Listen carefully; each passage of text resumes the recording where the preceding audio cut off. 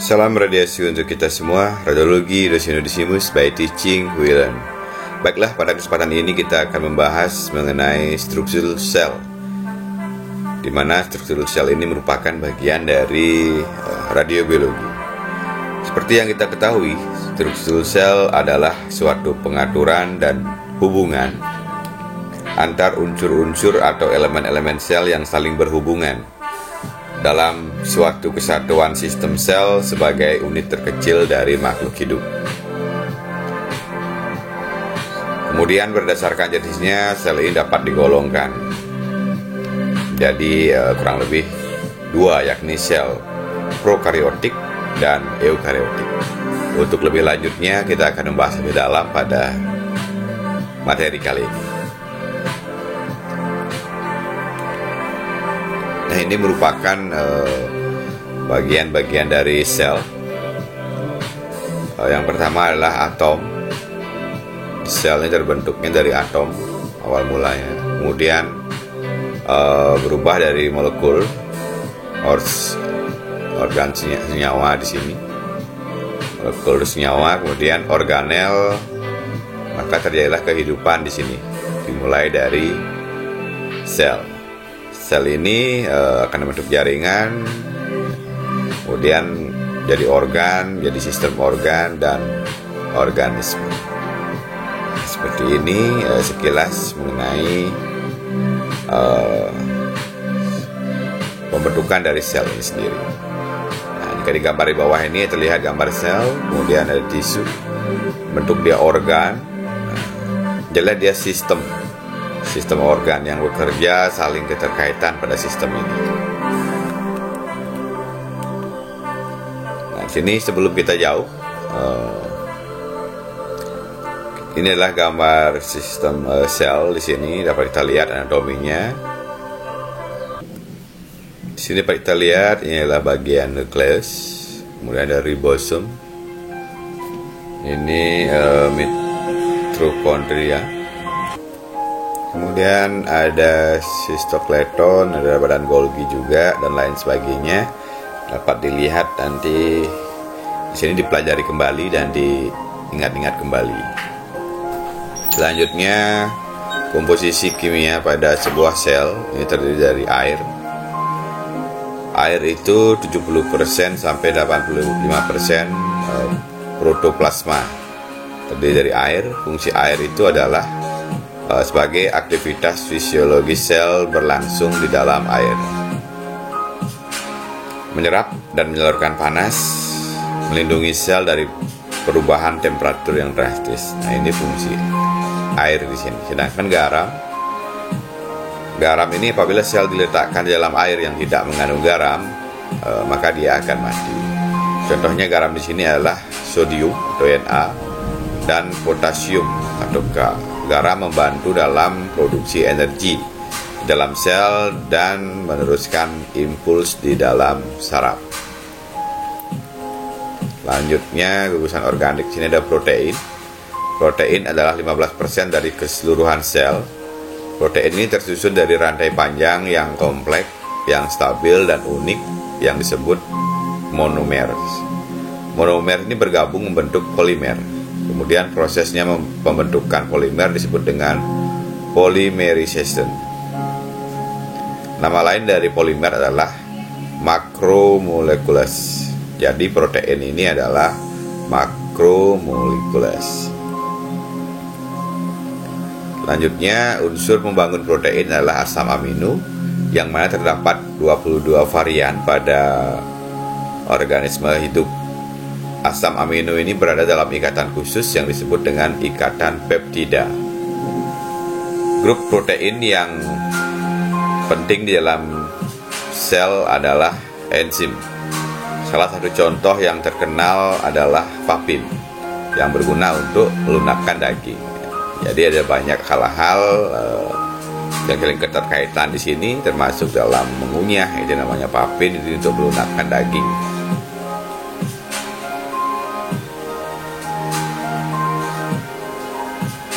Enzim-enzim khusus di sini. Oke, selanjutnya yang kedua ada karbohidrat, di mana karbohidrat ini tersusun dari karbon, hidrogen dan oksigen, dan merupakan sumber energi primer dari sebuah sel. Karbohidrat ini dapat dikelompokkan dalam monosakarida, disakarida, dan polisakarida. Monosakarida dan disakarida adalah gula, seperti halnya gula meja yang mudah larut dalam air. Sedangkan polisakarida adalah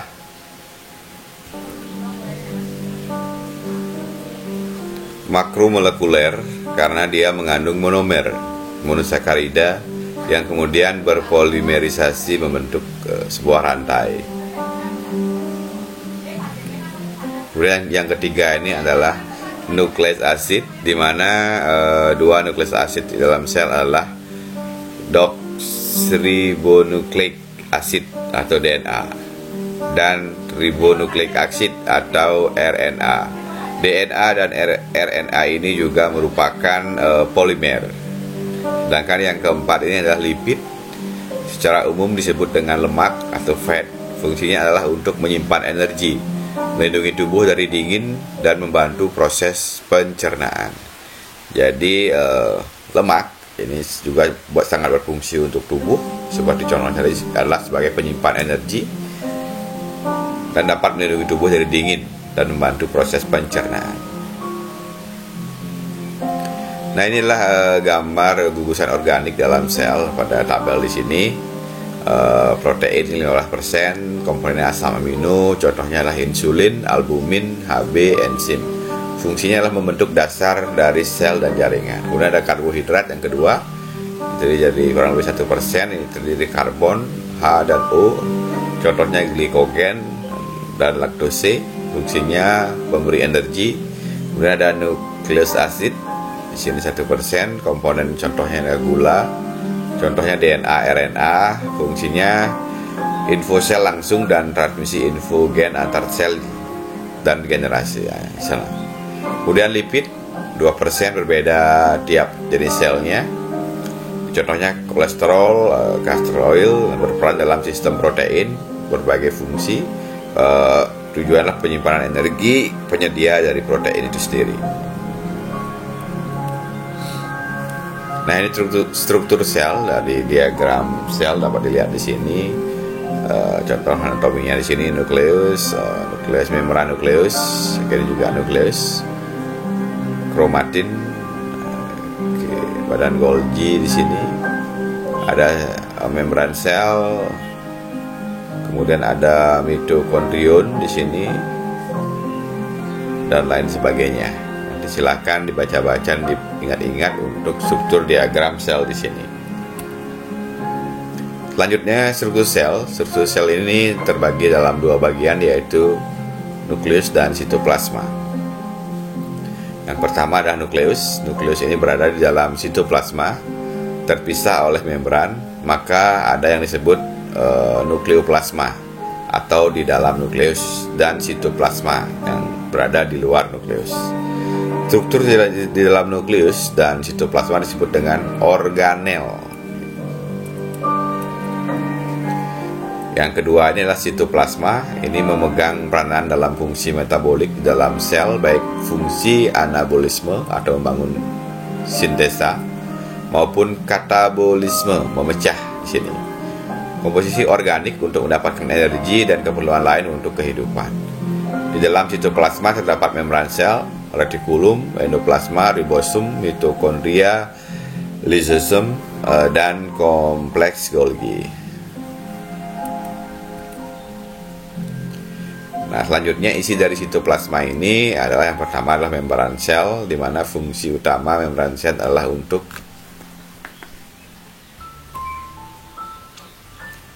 memonitor semua perubahan antara cairan intraseluler atau di dalam sel dan ekstraseluler di luar sel dan semua kandungannya. Yang kedua adalah retikulum endoplasma, ini berfungsi untuk sintesa protein. Kemudian yang ketiga ada ribosum. Ribosum inilah organel yang terbuat dari protein dan RNA. Ribosom ini selalu sama dalam ukuran, bentuk, dan strukturnya. Yang keempat ada mitokondria. Mitokondria ini adalah tempat di mana energi untuk berlangsungnya fungsi sel diproduksi. Nah, lanjut lagi ke nukleus. Nukleus ini sitoplasma berfungsi untuk metabolisme, sedangkan nukleus mengawasi dan mengkoordinasi aktivitas sitoplasma. Di dalam nukleus terdapat material yang bertanggung jawab secara langsung terhadap aktivitas sitoplasma yang terdapat di dalam kromosom. Dalam nukleus ini terdapat nukleus yang berisi DNA. Selanjutnya, informasi genetik dalam nukleus berada di dalam kromosom. Nah, ini beberapa contoh tabel di sini. Ada gambar, ada nukleus, ada strukturnya adalah membran, komponennya tidak terlihat, dan fungsinya dapat dilihat di sini. Saya contohkan nukleus. Di sini komponennya adalah kromosom, nukleus, dan nuklir lamina di sini, dan lain sebagainya. Nanti dapat dibaca-baca di sini atau di sumber-sumber lainnya. Nah, ini adalah contoh gambar dari kromosom dan DNA.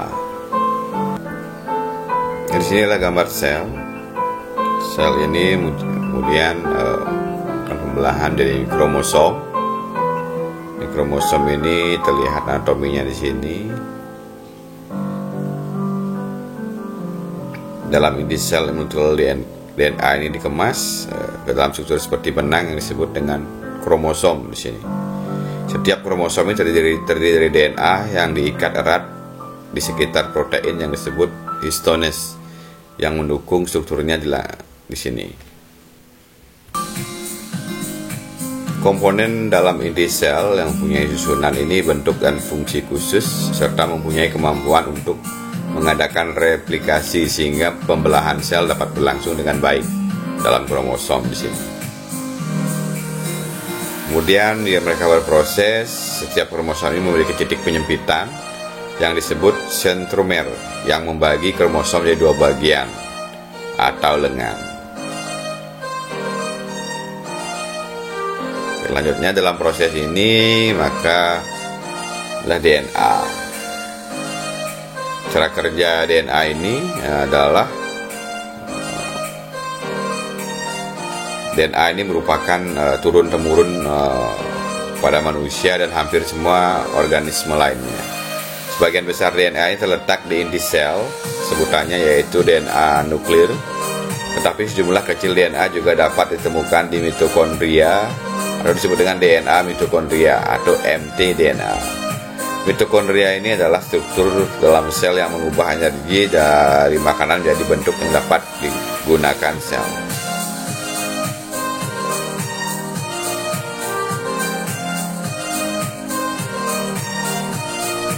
Oke, kita lanjutkan. Nah, DNA ini merupakan sepasang rantai panjang polinukleotida berbentuk spiral atau spiral ganda ya, atau double helix yang dihubungkan dengan ikatan hidrogen.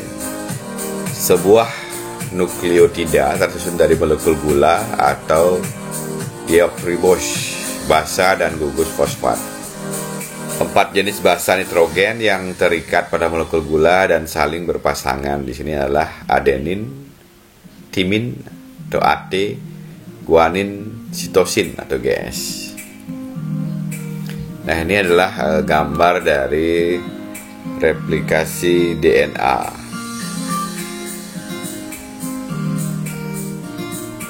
Jadi replikasi DNA ini merupakan proses penggandaan rantai ganda DNA pada sel. Replika DNA ini terjadi sebelum pembelahan sel.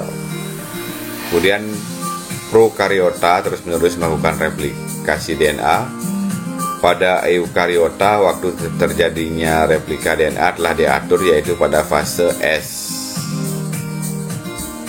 atau siklus sel sebelum mitosis atau mitosis 1. Kemudian penggandaan tersebut memanfaatkan enzim DNA atau polimeris yang membantu pembentukan ikatan antara nukleotida penyusun polimer DNA.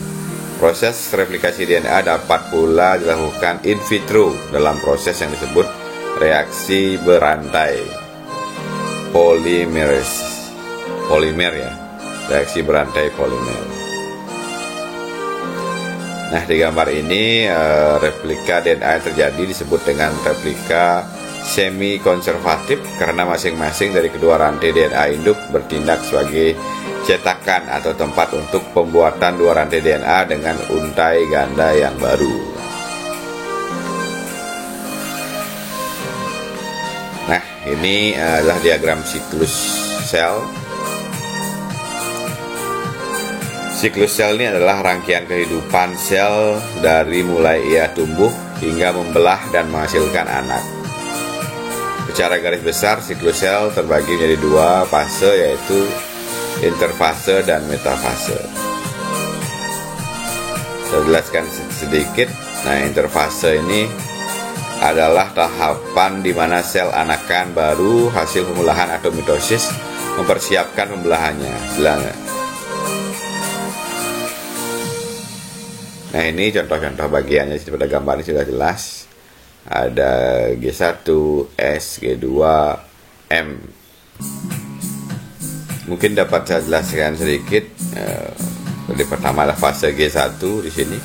Fase G1 ini adalah fase pertama pertumbuhan primer sel, di mana sel tumbuh secara fisik.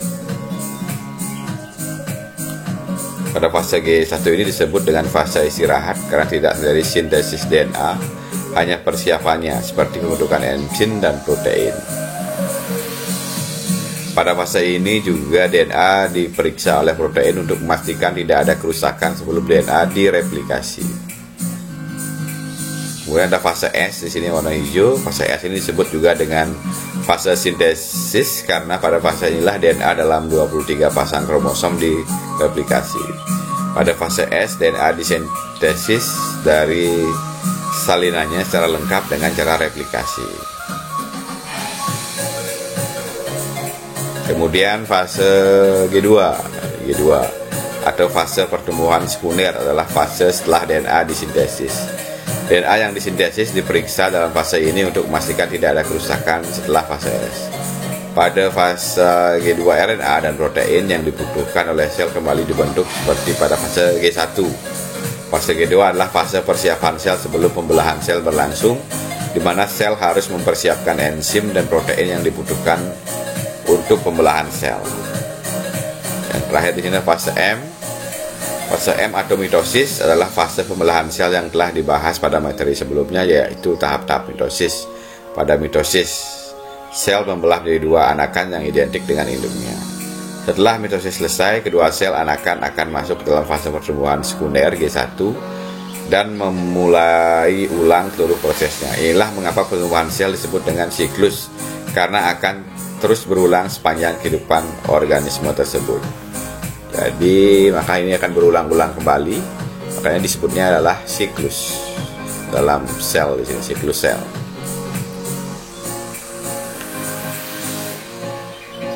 Siklus sel adalah waktu di antara pembelahan disebut dengan interfase. Interfase terdiri dari G1, S, G2 dan M yang sudah saya jelaskan tadi. Saya jelaskan ulang kembali. G1 antara akhir masa pembelahan sel dan awal dari sintesa DNA. S di sini waktu yang dibutuhkan untuk sintesa DNA. G2 adalah sintesa DNA berhenti dan protein RNA yang dibutuhkan untuk pembelahan di sintesa. M adalah pembelahan sel yang sebenarnya terjadi di sini. Terkait dengan pembelahan sel, ada profase, metafase, anafase, telofase. Profase adalah genetik material dari granular menjadi tampak, dua kromatid kromosom menjadi menebal dan memendek. Akhir profase membran nukleus pecah dan kromosom menuju ke ekuator sel. Kemudian metafase, ini kromosom menempatkan diri pada ekuator dengan masing-masing kromatid menghadap ke dua kutub yang berlawanan. Kemudian ada anafase, masing-masing kromatid ini bergerak ke arah kutub yang berlawanan. Ada telofase, membran nukleus kembali terbentuk dan terbentuk dua daughter, sel yang mempunyai sifat sama dengan induknya.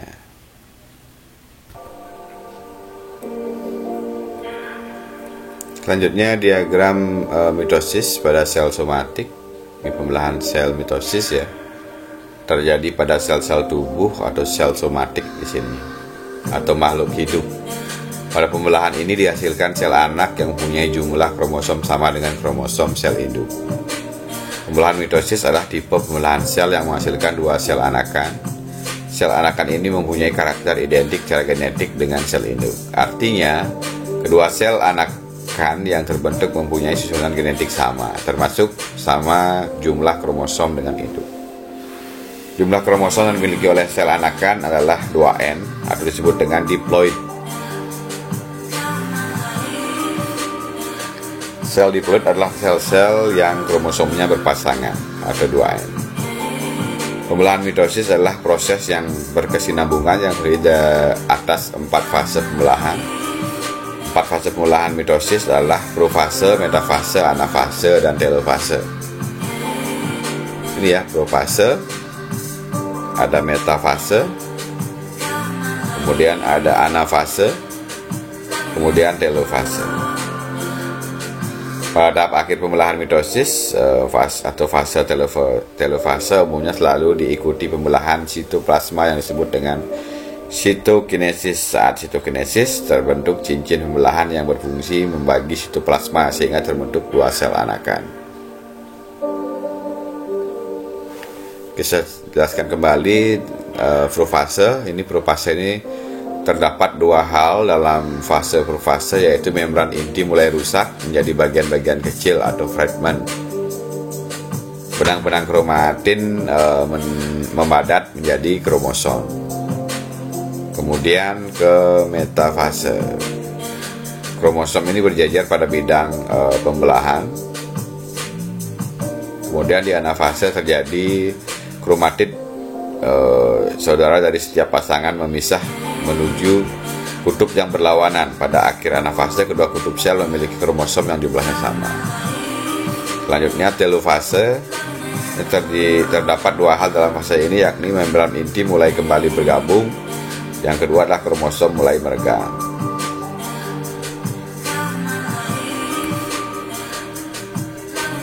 Kromosom haploid dan diploid. Secara umum, sel ini terbagi menjadi sel genetik. Ini contohnya gamet female oocyte dan male spermatozoa. Adanya sel somatik atau sel selain sel gamet. Perbedaan keduanya terletak pada jumlah material genetik yang dibawa. Sel somatik mempunyai setidaknya dua gen yang berlokasi di dua kromosom berbeda. Oleh karena itu disebut dengan diploid atau 2N. Sedangkan pada sel germ atau genetik, jumlahnya separuh dari sel somatik. Oleh karena itu disebut dengan N atau haploid. Proses pembelahan sel somatik disebut dengan mitosis. Proses pembelahan sel genetik disebut dengan meiosis. Nah, ini diagram perbandingan meiosis dan mitosis. Dapat terlihat ya, yang mitosis tadi sudah saya jelaskan.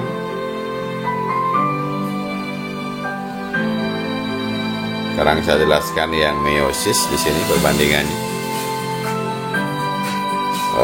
Pembelahan meiosis ini hanya terjadi pada organ kelamin.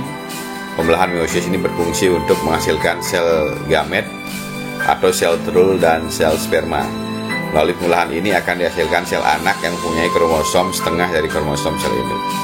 Pembelahan meiosis adalah pembelahan sel yang menghasilkan 4 sel anakan yang masing-masing sel memiliki separuh dari jumlah kromosom sel induk. Pembelahan dari 4 anakan ya. Jumlah kromosom yang dimiliki oleh sel anakan adalah N atau disebut haploid. Maka pembelahan sel meiosis disebut sebagai pembelahan reduksi. Fase-fase pembelahan meiosis mirip dengan fase pembelahan mitosis. Pembelahan meiosis berlangsung dalam 2 tingkat, yaitu meiosis 1 dan meiosis 2.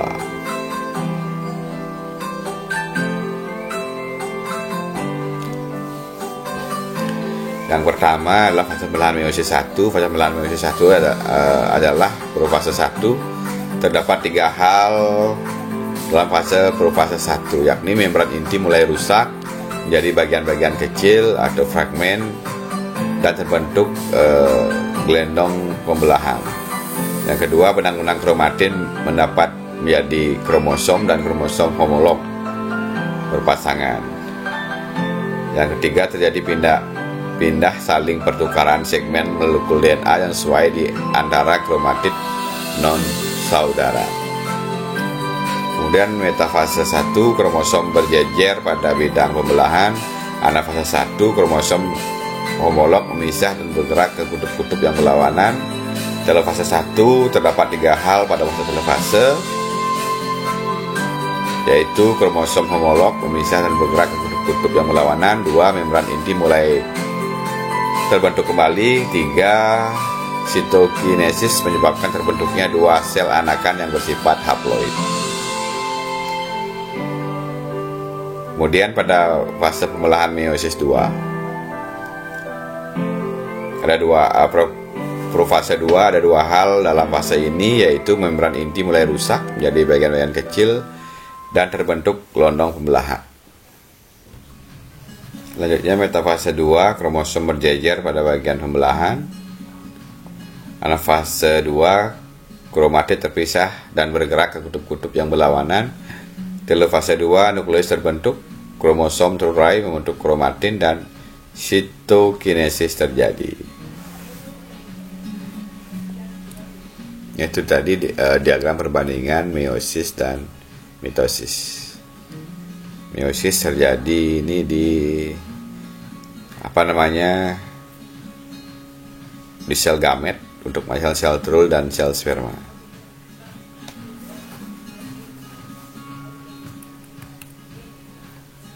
Nah, ini hanya contoh gambar saja dari sel bagaimana jadi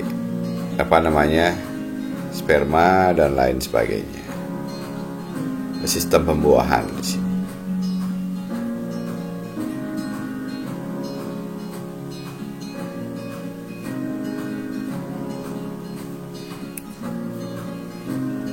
Nah, ini ada gambar-gambar kosong, KK kosong, dapat dipelajari, dapat diisi sambil mengingat-ingat kembali di sini apa ini. Nah, ini ditunjukkan oleh gambar ini. Nukleus ya, saya contohkan. Nukleus di sini ada Golgi dan lain sebagainya. Silahkan dipelajari pelan-pelan masing-masing dan diingat-ingat untuk anatomi dari struktur sel di sini. Oke, sekian yang dapat saya sampaikan pada kesempatan kali ini. Salam sehat untuk kita semua.